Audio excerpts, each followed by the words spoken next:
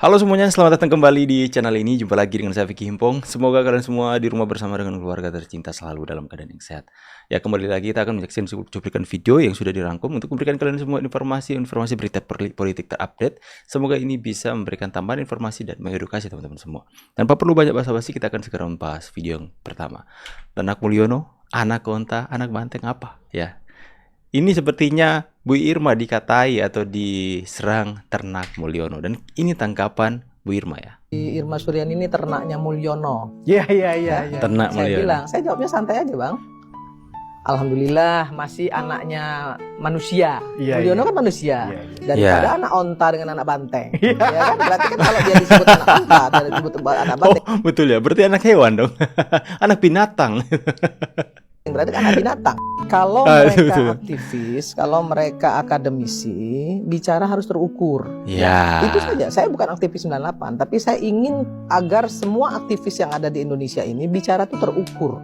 Jangan ada keberpihakan. Kalau mau independensi, kalau mau dikatakan sebagai aktivis, dia harus independen. Tidak boleh berpihak. Contoh, misal nih ya, ada seseorang yang disebut sebagai menyebut diri atau disebut sebagai pakar hukum tata negara.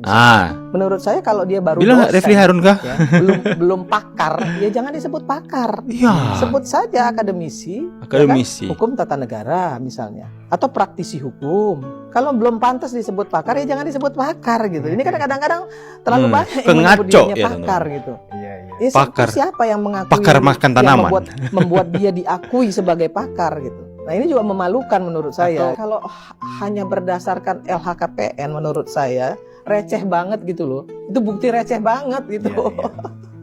Nggak pantas juga ya seorang teman-teman akademisi yang punya nama gitu ya membawa bukti ke KPK hanya yang berdasarkan LHKPN. Justru LHKPN itu dibuat untuk bisa dibuktikan. Paham nggak bang? Betul. Dibuat untuk bisa dibuktikan, ini loh harta saya gitu loh. Berarti bisa dipertanggungjawabkan. Betul. Iya. Kalau nggak mungkin dia berani. Nah, kalau gitu yang cucunya Bu Megawati yang kemarin masih muda terus hartanya udah miliaran, kenapa kalian nggak sewot? Kenapa kalian nggak tuntut? Uangnya dari mana dan sebagainya. Itu kan dia buktikan. Kenapa kalian nggak tuntut itu? Hanya kepada Pak Jokowi di mata mereka salah. Katakan diri mereka pakar-pakar tapi belum pantas. Ini Bu Irma memberikan penjelasan berkaitan dengan aktivis 98 kemarin yang menuntut Pak Jokowi untuk ditindak atau diselidiki oleh KPK berdasarkan LHKPN, teman-teman. Ya, berarti benar-benar bodoh ya, teman-teman ya. Ya, orang-orang yang mengatakan diri mereka akademisi tapi cara berpikir mereka itu benar-benar sudah tumpul karena apa? Kebencian yang begitu besar atas hati mereka. Bu Irma pun saya pikir cuma saya saja dan kalian yang dikatakan ternak Mulyono. Saya pikir cuma kalian. Bu Irma juga dikatakan ternak Mulyono. Nggak apa-apa kita ternak Mulyono. Yang penting kita ada di barisan orang baik, ya. Nggak peduli kalian mau katakan kami apa, yang penting kami ada di barisan orang baik. Kenapa saya katakan Pak Jokowi itu orang baik? Dan sebaliknya, mereka yang menyerang Pak Jokowi saya katakan jahat. Itu kan bisa kita lihat dengan kasat mata sebenarnya.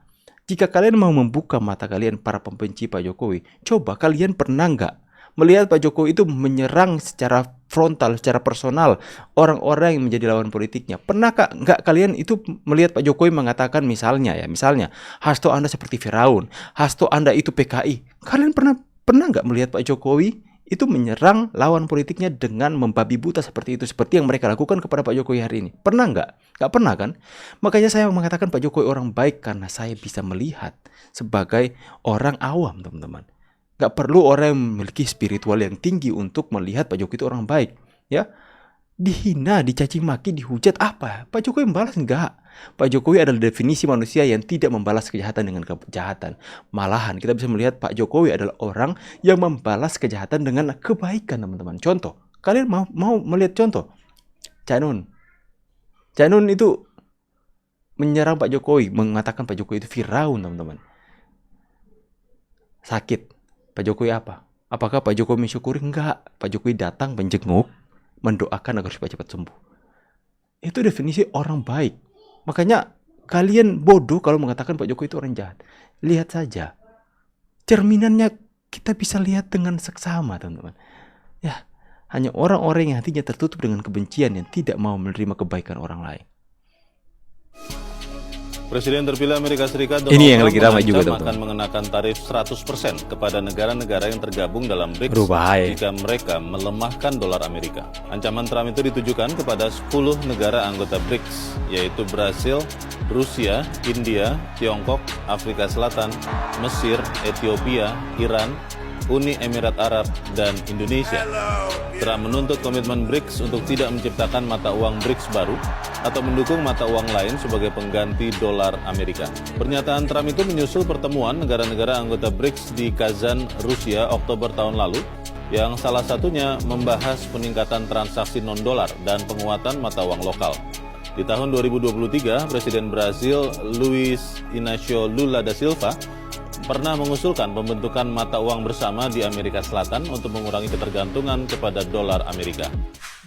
Ya teman-teman, kalau teman-teman mungkin yang belum mendapatkan update bahwa hari ini itu Pak Prabowo tuh membawa Indonesia resmi bergabung dengan BRICS setelah kita sudah sekian puluhan tahun itu terkungkung atau dikendalikan oleh Uni Eropa, teman-teman ya. Indonesia dulu tergabung dalam WTO dan kalian melihat apa yang mereka lakukan kepada Pak Jokowi.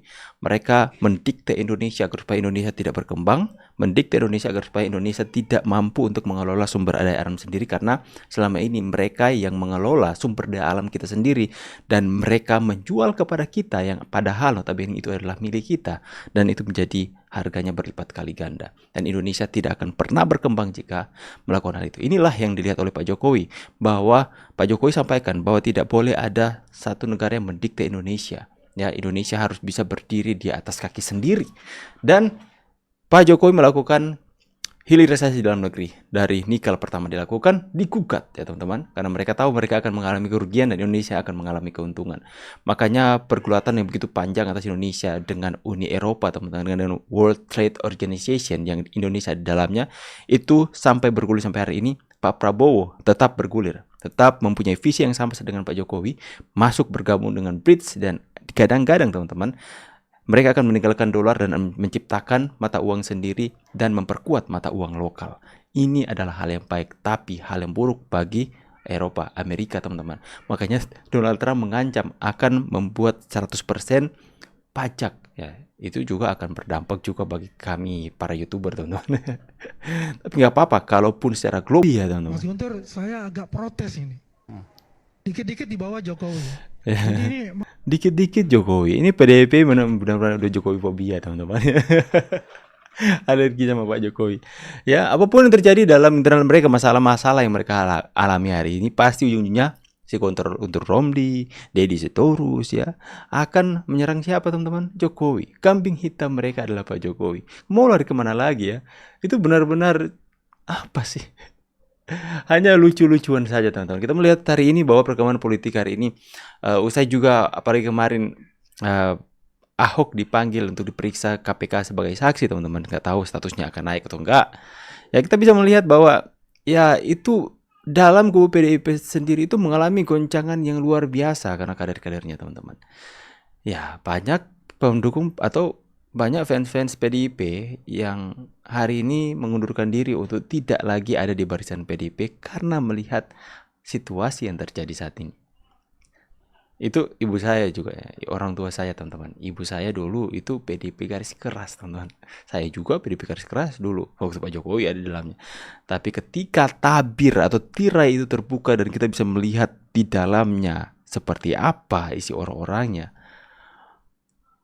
saya langsung beralih. Saya pikir teman-teman juga mengalami hal yang sama seperti saya. Coba tulis di kolom komentar. Silahkan berikan tanggapan dan opini kalian di kolom komentar. Saya pamit dulu. See you guys on the next video and God bless. Bye guys.